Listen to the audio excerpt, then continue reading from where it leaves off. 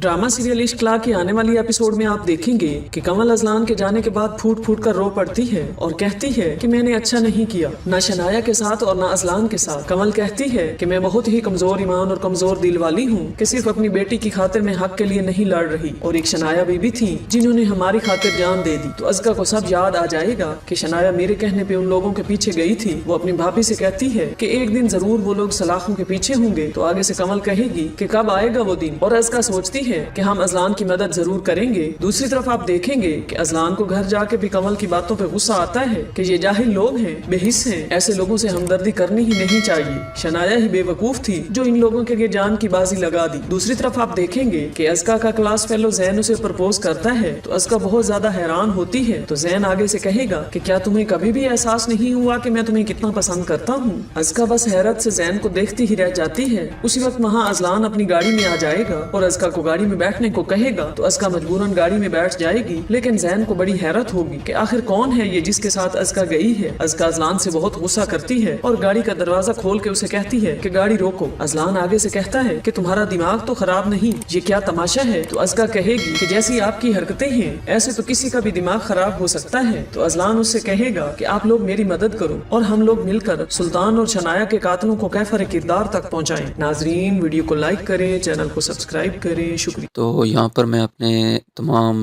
Pakistani dramas के promo, next episode, teaser और जो अपकमिंग ड्रामास हैं उनकी तमाम एपिसोड जो है यहाँ पर अपलोड करता हूँ। तो मेरे चैनल को सब्सक्राइब कर लें और बेल आइकन को प्रेस करके नोटिफिकेशन ऑल पर क्लिक कर लें, ताकि जो भी आने वाले पाकिस्तानी न्यू ड्रामास हैं उनकी अपडेट आपको मिलती रहें। तो आपके नोटिफिकेशन बार में आपको इसका नोटिफिकेशन मिलता रहे और हर जो है नए आने वाले ड्रामा से आप बाखबर रहें।